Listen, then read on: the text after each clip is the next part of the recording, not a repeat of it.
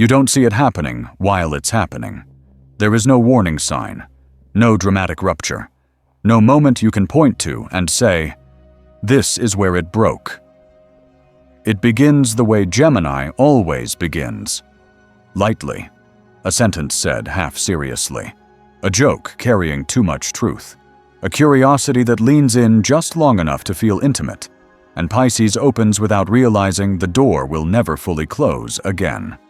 Stay until the end, because what truly destroys Pisces in this bond is not betrayal, cruelty, or intent. It is something far quieter, something Gemini barely notices at all. At first, it feels unreal in the best way. Gemini talks, and Pisces feels awakened. Not stimulated, not entertained, awakened. The words move quickly, effortlessly, dancing from topic to topic. Ideas spiral outward. Laughter slips in naturally. Silences feel charged instead of empty. Gemini feels alive in their mind. Pisces feels alive in their soul. And this is where the misunderstanding is born. Gemini believes they've found someone who can keep up. Pisces believes they've found someone who finally sees beneath the surface. Both are sincere. Both are wrong. Gemini lives through motion. Their thoughts move fast, branching endlessly, touching everything lightly. They experience connection the way they experience life itself, by exploring it, tasting it, questioning it, then moving forward again. Nothing is meant to stay still. Pisces lives through depth. Their inner world is vast and fluid, and once something enters it, it becomes part of the whole. Connection is not explored. It is absorbed. So when Gemini speaks freely, openly, without attachment, Pisces hears something else entirely. Not curiosity, not experimentation, meaning. Gemini steps in for conversation. Pisces dissolves into communion. Gemini communicates to understand themselves. They say things to hear them out loud. They speak emotions to release pressure. They share confusion without needing resolution.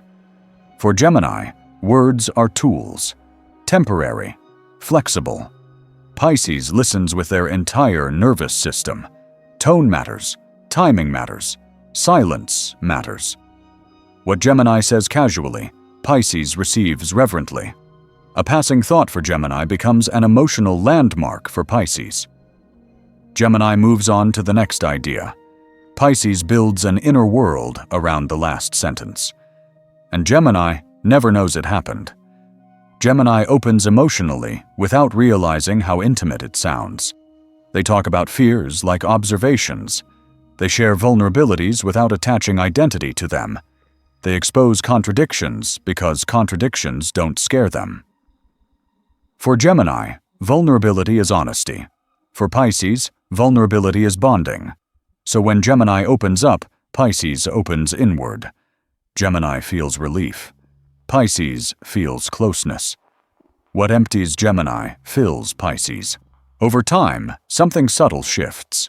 Gemini begins to feel emotional gravity, not spoken, not demanded, felt, a sense of expectation, depth forming beneath the surface, an unspoken seriousness in the air.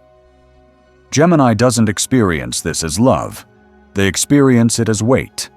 And weight threatens Gemini's freedom more than conflict ever could. Pisces, meanwhile, feels safety blooming. Gemini's presence feels stabilizing. Their words feel reassuring. Their curiosity feels like care. Pisces doesn't realize curiosity and commitment are not the same thing. They begin to imagine continuity, not plans, not fantasies, just staying. When Gemini's focus shifts, it feels natural to them. Their attention wanders. A new idea captures interest. Energy flows elsewhere. Gemini experiences this as honesty, life moving forward. Pisces experiences it as loss before loss has even happened. The warmth cools. Responses shorten. The rhythm changes. Gemini doesn't leave. They simply stop leaning in. Pisces notices immediately. Pisces begins to feel the absence before it's acknowledged. They don't accuse. They don't confront. They ask gently, "Are you okay? Did something change? Did I do something wrong?" Gemini answers honestly, but neutrally. "I'm just thinking. I don't know how I feel. I need space." Gemini means clarity. Pisces hears distance. The more Pisces tries to understand, the more Gemini feels constrained. Depth begins to feel demanding. Emotion begins to feel heavy. The connection begins to feel like something that needs a managing. Gemini's instinct is not to confront weight, it is to escape it. So they pull back, quietly, logically, without drama. And Pisces feels abandoned without being left. Gemini believes they are being kind. They don't want to hurt Pisces. They don't want conflict. They don't want to shatter anything. So they soften truths. They delay clarity. They allow things to fade instead of ending them cleanly. Gemini thinks this is mercy. Pisces experiences it as erosion, a slow unraveling, a confusion that never resolves, an ache without a name. Pisces turns inward. They replay conversations, analyze pauses, search for meaning in silence. Because Pisces believes emotional experiences are never accidental, Gemini believes not everything emotional is significant. This difference becomes unbearable.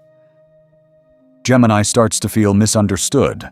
They feel blamed without accusation, held responsible for emotions they never intended to create. Trapped by depth they never consented to enter, Pisces feels invisible. They gave openness. They offered devotion. They stayed present, and still feel unchosen. Neither is trying to harm the other. Gemini is being true to themselves. Pisces is being true to themselves, and that is the tragedy. Gemini detaches internally long before detaching externally.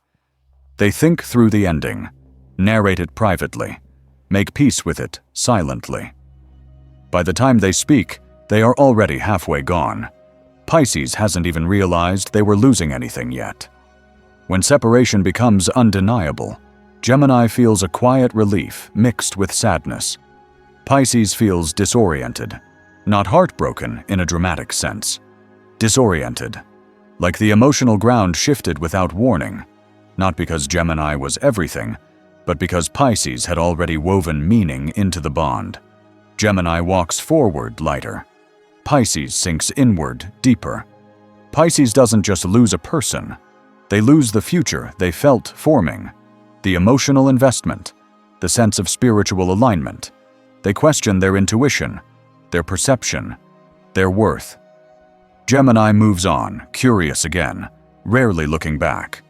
Not because they don't care, but because their care never rooted the same way. Gemini never intended destruction. They were honest, fluid, true to their nature. Pisces never exaggerated the pain. They were open, receptive, boundless. This bond was never designed to last. It was designed to reveal. Gemini survives through words. Speaking releases pressure. Expression creates distance. Movement restores freedom. Pisces survives through feeling. Tears cleanse. Silence deepens. Staying creates meaning. Words versus tears. And in that contrast, something tender dissolves. If you are Gemini, understand this. Your lightness still carries impact. Your words linger longer than you think. If you are Pisces, remember this. Your depth is sacred. Not everyone who enters your waters knows how to stay submerged. This connection teaches Gemini the cost of emotional avoidance. It teaches Pisces the danger of emotional overmerging. Neither lesson is gentle. Both are necessary. Some connections are not meant to last. They are meant to expose limits, reveal patterns, end illusions. And Gemini and Pisces learn this lesson by breaking each other quietly.